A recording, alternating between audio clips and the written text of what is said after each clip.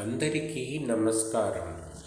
ఆంధ్ర మహాభారతమునందలి శాంతి పర్వం తృతీయాశ్వాసంలోని కథాంశాన్ని వివరించుకుందాం. వివరిస్తున్నవారు బాలసుబ్రహ్మణ్యం కలవలపల్లి. వ్యాసం వసిష్ఠనప్తారం శక్తే పౌత్రమకల్మషం పరాశరాత్మజం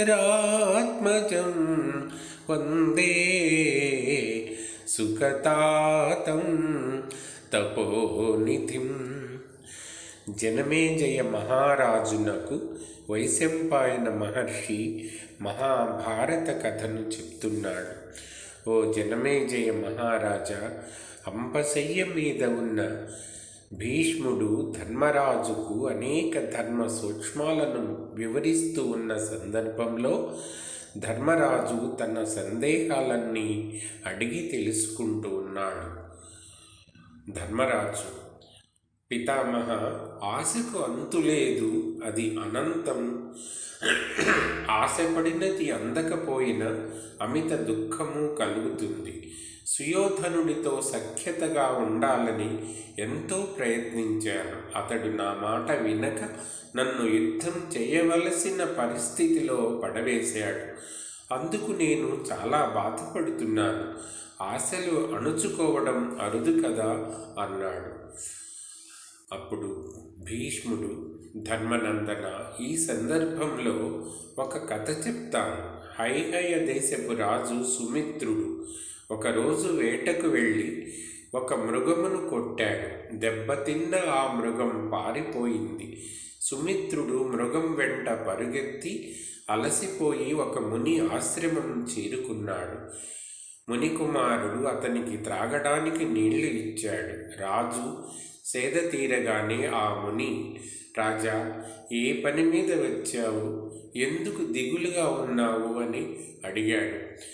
రాజు: మునీశ్వర, నేను వేట నిమిత్తమై ఈ అడవికి వచ్చి ఒక జింకను వేటాడాను. అది తప్పించుకు పారిపోయింది. దానిని తరుముతూ వచ్చి చిక్కక నిరాశతో అలసటతో ఇక్కడకు వచ్చాను అని చెప్పాడు. ఆ ముని: రాజా, నేను ఒకసారి తీర్థయాత్రల నిమిత్తం బదరిక ఆశ్రమం వెళ్ళాను. నేను అక్కడ కృషించిన శరీరం కలిగిన తనుడు అనే మునిని చూశాను.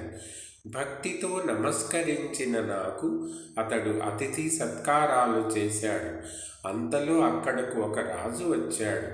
ఆ ముని రాజు రాకకు కారణం అడగగా అతడు: నాకు ఒక గుణవంతుడైన కుమారుడు ఉన్నాడు. అతడు ఒకసారి వేటకు వెళ్ళి తిరిగి రాలేదు. అతనిని వెతుక్కుంటూ ఆశగా ఇక్కడికి వచ్చాను. నా ఆశ తీరేలా లేదు. నా మనసు ఎలా తట్టుకోగలదు మునీంద్ర అన్నాడు. ముని: రాజా, స్థిరచిత్తంతో చేసే కార్యం విజయవంతం అవుతుంది. ధనం కోసం యాచించిన అవమానం ఎదుర్కొనకుండా పొందలేరు. ఆశపడడంలో తప్పు లేదు, కానీ అది నెరవేరకపోతే దుఃఖించకూడదు. కర్తవ్యం చేయాలి, కానీ ఫలితం గురించి దుఃఖించకూడదు. నీ కుమారుని నేను ఇస్తానని లోపలకు వెళ్ళి తన తపో మహిమతో రాజకుమారుణ్ణి తెచ్చి ఇచ్చాడు అని చెప్పి, రాజా, వేటకు వెళ్ళడం తప్పు కాదు, కానీ దాని వెంట పరుగెత్తి నిరాశపడి దుఃఖించడం సరికాదు. కనుక మదిలో మృగాన్ని వదిలి రాజధానికి వెళ్ళు. ఇక అనవసరంగా వేటకు వెళ్ళకు అని చెప్పాడు. కనుక ధర్మనందన, ఆశపడటం తప్పు కాదు, కానీ ఆశ నెరవేరకపోయినా నిరాశతో అక్రమాలు చేయకూడదు. మనిషికి, రాజుకు ధనం అవసరమే, కానీ అది ధర్మబద్ధంగా సంపాదించినప్పుడే శాంతి లభిస్తుంది. ధన సంపాదనకు అకృత్యాలు చేయక ప్రజల నుండి సానుకూలంగా ధనం రాబట్టాలి. రాజు తాను అందరికంటే ధనవంతుడు కావాలని తన శక్తికి మించి ధనార్జన చేస్తే అది అనర్థాలకు దారి తీస్తుంది. అది అసలుకు ముప్పు తెచ్చి ప్రాణాలను హరించగలదు. అలాగని ధనం ఆర్జించక ఊరకుంటే లోకులు గౌరవించరు. దొంగలను, దోపిడీదారులను సైన్యంలోకి తీసుకుంటే అవస్థలు రావడమే కాకుండా అధర్మపరులున్న రాజు విజయాన్ని సాధించలేడు. పూర్వం పారియాత్ర పర్వతం మీద ఒక వేటగాడు ఉండేవాడు. అతని పేరు కాపవ్యుడు. అతని వృత్తి వేటాడటమే అయినా న్యాయాన్ని, ధర్మాన్ని చక్కగా ఆచరించేవాడు. తల్లిదండ్రులను పూజించేవాడు. ముని ఆశ్రమాలలోని మునులకు కందమూలాలను సమర్పించేవాడు. అక్కడ ఉన్న వేటగాళ్ళందరూ అతనిని తన నాయకుడిగా ఎన్నుకోవాలని అనుకొని, నీవు అత్యంత బలవంతుడివి, ధర్మాత్ముడివి కనుక నీవు మా అందరికీ నాయకుడివిగా ఉండాలి. మేము నీ ఆజ్ఞానువర్తులం కావాలని అనుకుంటున్నాము అని అడిగారు. అందుకు కాప్యుడు, నాకు కొన్ని నియమాలు ఉన్నాయి.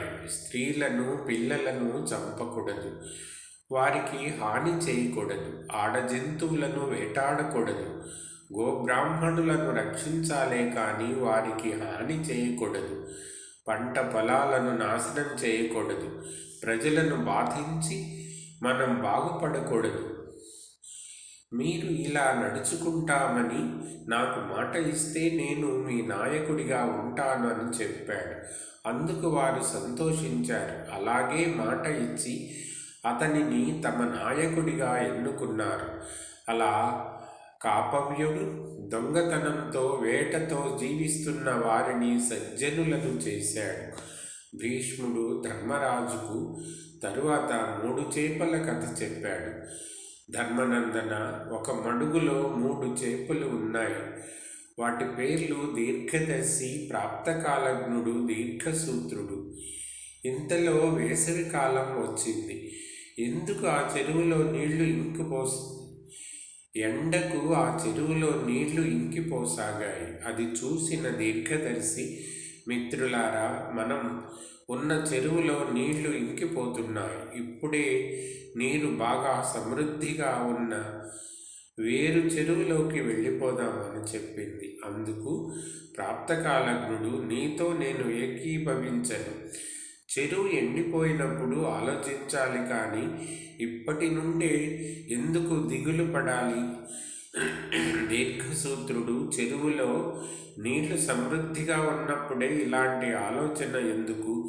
ఎండిపోయినప్పుడు చూడవచ్చులే అన్నది. దీర్ఘదర్శి తన ప్రయత్నం తాను చేసుకుని వేరే చెరువుకు వెళ్ళిపోయింది. వేసవి తీవ్రమై ఎండ తీవ్రతకు చెరువులోని నీరు పూర్తిగా ఎండిపోయింది. జాలర్లు చేపలు పట్టడానికి చెరువుకు వచ్చారు. అప్పుడు ప్రాప్తకాలజ్ఞుడు ఆలోచించి ఒక జాలరి వలలో చచ్చిన చేపలా పడి ఉన్నాడు. ఆ జాలరి ఆ చేపలను గట్టు మీద పెట్టాడు. ప్రాప్తకాలజ్ఞుడు ఎగిరి పక్కనే ఉన్న బురదగుంటలోకి గెంతి దాక్కున్నాడు. దీర్ఘసూత్రుడు మాత్రం ఏ ఉపాయం లేకుండా జాలరి వలలో పడి చనిపోయాడు.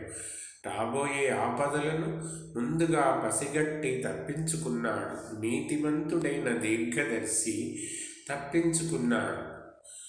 అప్పటికప్పుడు ఉపాయం ఆలోచించి సందేహ ప్రాణి అయిన ప్రాప్తకాలజ్ఞుడు తప్పించుకున్నాడు. ముందు చూపు కానీ ఉపాయం కానీ లేని దీర్ఘసూత్రుడు వలలో చిక్కి ప్రాణాలు వదిలాడు అని చెప్పాడు భీష్ముడు. ధర్మరాజు భీష్మునితో, పితామహ, తన శత్రువుల చేతిలో చిక్కి బలం కోల్పోయిన రాజు తన కష్టముల నుండి ఎలా గట్టెక్కుతాడో వివరించండి అని అడిగాడు. అప్పుడు భీష్ముడు, ధర్మరాజా, ఈ సందర్భంలో నీకు ఒక కథ చెప్తాను, విను. ఒక అడవిలో ఒక మర్రి చెట్టు ఉంది. దాని మొదట్లో ఫలితుడు అనే ఒక ఎలుక నివసిస్తుంది. ఆ చెట్టు మీదే రోమసుడు అనే పిల్లి కాపురం చేస్తుంది.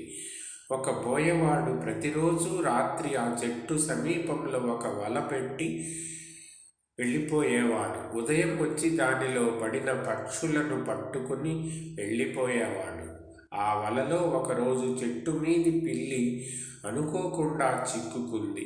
పిల్లి వలలో పడడంతో ఎలుక నిర్భయంగా బయటకు వచ్చి ఆహారం కోసం వెతుకుతూ ఉండగా అది ఒక ముంగీసను గుడ్లగూబను చూసింది. ఎలుకకు పై ప్రాణాలు పైనే పోయాయి. వెంటనే ఒక ఉపాయం స్ఫురించి వలలో ఉన్న పిల్లిని సమీపించి దాని పక్కనే కూర్చొని, ఓ మార్జాలమా, నేను నీ వల కొరికి నిన్ను రక్షిస్తాను. నువ్వు నన్ను గుడ్లగూబ ముంగీసల బారి నుండి రక్షించు. అప్పుడు పిల్లి, మూషికమా, నీకు పరులకు ఉపకారం చేసే గుణం ఉండటం నాకు ఆనందం కలిగిస్తుంది. నేను నిన్ను రక్షిస్తాను. నన్ను చూస్తే ముంగిస గుడ్లగూబ భయపడతాయి కనుక నన్ను విడిపించు అని చెప్పింది. ఎలుక పిల్లి పక్కన చేరింది. అది చూసి ముంగిస గుడ్లగూబ పారిపోయాయి. పిల్లి ఇక తాళ్ళు కొరికి నన్ను విడిపించు అన్నది.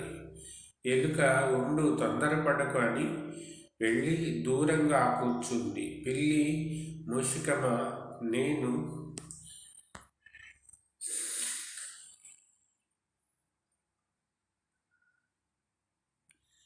నీకు పరులకు ఉపకారం చేసే గుణం ఉండడం నాకు ఆనందం కలిగిస్తుంది. నేను నిన్ను రక్షిస్తాను. నన్ను చూస్తే ముంగిస గుడ్లగూబ భయపడతాయి కనుక నన్ను విడిపించు అని చెప్పింది. ఎలుక పిల్లి పక్కన చేరింది. అది చూసి ముంగిస గుడ్లగూబ పారిపోయాయి. పిల్లి ఇక తాళ్ళు కొరికి నన్ను విడిపించు అన్నది. ఎలుక ఉండు, తొందరపడకని వెళ్ళి దూరంగా కూర్చుంది. పిల్లి, మూషికమా, నేను నిన్ను నీ ప్రాణాలు కాపాడుతాను కదా, నీవు ఇలా ఉపేక్షించతగునా అన్నది. ఎలుక, మార్జాలమా, రేపు బోయేవాడు కనిపించిన తరువాత త్వరగా వలతాళ్లను కొరికి నిన్ను విడిపిస్తాను. ఇప్పుడు విడిపిస్తే నన్ను నీవు భక్షించవచ్చు. బలవంతులతో స్నేహం చేసేటప్పుడు తగు జాగ్రత్తలో ఉండడం మంచిది అన్నది. తెల్లవారిన పిదప బోయవాడిని అల్లంత దూరంలో చూసిన ఎలుక గబగబా వలతాళ్లను కొరికింది. బోయవాడికి భయపడి పిల్లి చెట్టెక్కింది. ఎలుక కలుగులో దూరి తల కొంచెం బయటపెట్టి జరిగేది చూస్తూ ఉంది. బోయవాడు వల చూసి నిరాశతో వెళ్ళిపోయాడు. పిల్లి కిందకు వచ్చి ఎలుకతో, మిత్రమా, నేను నిన్ను కాపాడాను కానీ నువ్వు నన్ను నమ్మలేదు. మనమిరువురం స్నేహం చేద్దామన్నది. ఎలుక, మార్జాలమా, నీవు చెప్పింది నిజమే. అయినా మిత్రుడు శత్రువుగా మారవచ్చు. శత్రువు అవసరాన్ని బట్టి మిత్రుడవచ్చు. కనుక ఎవరు ఎప్పుడు మిత్రుడవుతాడో ఎప్పుడు శత్రువు అవుతాడో తెలుసుకోవడం చాలా కష్టం. నువ్వు నాకు చేసిన సాయం నేను నీకు సాయం చేసి తీర్చుకున్నాను. అంతటితో చెల్లిపోయింది. బలవంతులతో అవసరార్థం స్నేహం చేసినా కార్యం ముగిసిన పిదప వదిలివేయకున్న ఆపదలు ఎదురవుతాయి. కనుక మనం ఎవరి దారి వాళ్ళం చూసుకుందాం. అవసరమైనప్పుడు ఒకరికి ఒకరం సహాయం చేసుకుందాం. భగవంతుడు నన్ను నీకు ఆహారంగా సృష్టించాడు కనుక నీవు ఎప్పుడో ఒకసారి నన్ను చంపక మానవు. ఒకవేళ నీవు విడిచిన నీ కుమారులు, బంధువులు నీ మనసు మార్చవచ్చు. రాత్రంతా ఆకలిగా ఉన్న నీ సమక్షానికి వస్తే నీవు నన్ను తినేస్తావు. నేను నీ వద్దకు రాలేను అన్నది పిల్లి. ఎలుక, నా ప్రాణరక్షణ చేసిన నిన్ను నేను ఎలా చంపగలను అన్నది. ఎలుక, నీవు నన్ను రక్షించావు, నేను నిన్ను రక్షించాను, అది చాలు. నేను నీ దగ్గరకు రాకూడదు. మార్జాలమా, శుక్రనీతి ఇలా ఉంది. బలవంతుడైన శత్రువుతో అవసరార్థం చేసే స్నేహాన్ని వెంటనే విడవకుంటే ఎప్పటికైనా శత్రువు వల్ల ఆపద కలగవచ్చు. కనుక సాయం చేశాడని శత్రువును గుడ్డిగా నమ్మకూడదు. నమ్మకూడని వారిని నమ్మకుండా ఉండడమే కాక నమ్మతగిన వారిని మితంగా నమ్మాలి. ఎవరిని గుడ్డిగా నమ్మకూడదు. ఎంతటి మిత్రులనైనా నమ్మినట్లు నటిస్తూనే నమ్మక ఉండడమే రాజనీతి అన్నది. కనుక ధర్మనందన, బలవంతుడైన శత్రువును బలహీనుడైన ఇంకొక రాజుతో తాత్కాలిక స్నేహం చేసి ఎదిరించాలి. అంతేగాని శత్రువుతో స్నేహం మాత్రం పొడిగించకూడదు అని చెప్పాడు. మిగిలిన కథాంశాన్ని ఇంకొక వీడియోలో చెప్పుకుందాం. ధన్యవాదాలు.